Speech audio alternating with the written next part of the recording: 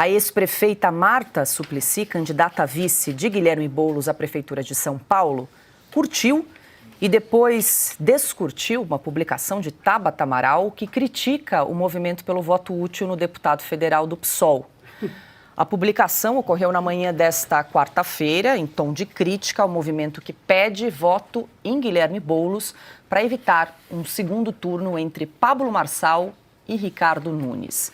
Bom, Silvio, a Marta foi inclusive questionada pela imprensa sobre essa curtida e descurtida, mas até agora não explicou o que aconteceu. Foi o dedinho nervoso ali que foi, depois ela se arrependeu, será? Explica o like, Marta Suplicy. Vamos lá, queremos saber. Olha, Paula, a Marta Suplicy ela tem um problema sério nessa eleição, tanto que ela foi escondida.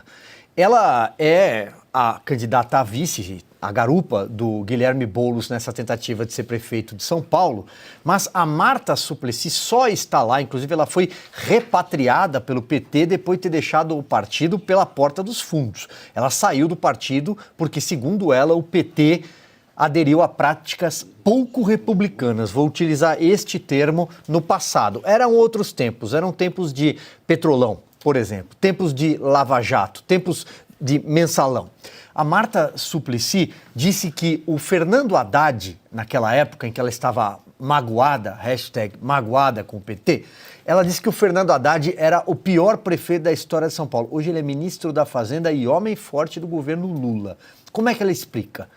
Naquela época, inclusive, eu concordo com o que a Marta Suplicy disse. Fernando Haddad foi um dos piores prefeitos de São Paulo, mas ele desponta porque conseguiu alguns feitos. Ele criou ciclovias na cidade de São Paulo, que eram a marca da gestão dele, que começavam no nada e terminavam em lugar nenhum. Inclusive desbotaram com o passar do tempo e hoje algumas delas em vias, em artérias principais da cidade de São Paulo, são lugares para depósito de entulho.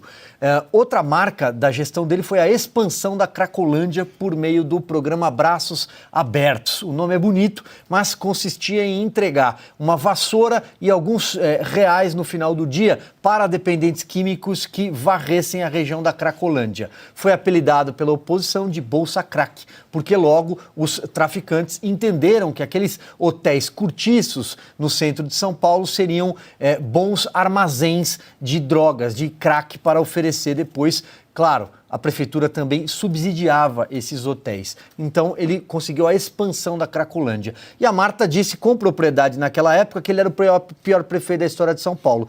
Justo ela, Marta Suplicy, que não conseguiu se reeleger, perdeu a eleição lá em 2004 para o José Serra, porque foi viajar para o exterior enquanto São Paulo estava debaixo d'água, por exemplo, e deixou como marca as palmeiras imperiais, os coqueiros que ela plantou pela cidade para deixar a cidade mais bonita. Então essa é a Marta Suplicy que tem problemas. A Tabata Amaral, que muitas vezes parece uma espécie de ditadora mirim, porque ela diz que o candidato A não poderia participar de debates, o candidato B não poderia estar aqui. Ela gosta muito de mandar, ela tem essa veia da esquerda ditatorial. Mas a Tabata, evidentemente, é figurante nessa eleição. Então, acho que ali teve uma certa confusão e esta campanha do Guilherme Boulos é uma campanha que foi abandonada pelo seu principal padrinho, que é o presidente Lula da Silva, que sequer participou de uma live, porque sabe que não tem público para entregar na rua e também não tem público mais para entregar nas redes sociais, na internet. Talvez ele apareça ao lado do Boulos na reta final para não ficar chato, mas foi uma campanha abandonada. Não será surpresa se o Guilherme Boulos não chegar ao segundo turno. Não estou fazendo nenhuma profecia. Quem se arrisca a fazer profecia em eleição está fadado a fracassar, a errar e depois ser cobrado por isso. Mas para mim não será surpresa se o desempenho de Guilherme Boulos for abaixo do que essas lojinhas de porcentagem estão anunciando hoje, também conhecidas como pesquisas. Queria aproveitar o embalo, o gancho dado pelo Silvio para explicar aqui, para responder a cobranças aqui feitas pelos amigos do site. E a pesquisa tal, e a pesquisa tal. Eu não acredito em pesquisas. Faz muito tempo que eu digo isso e repito. Por quê? Porque eu vi como elas são feitas e já quebrei a cara noticiando como se fosse alguma coisa confiável, resultado de pesquisa que acaba configurando erros de até 20%, 30%. Eu prefiro comentar a pesquisa depois, porque eu sou do tempo em que a gente sabia apostar em resultados de eleição pelo clima, pelo que se observava, pelo faro de repórter, porque não havia pesquisas. O Brasil já passou muito bem sem elas.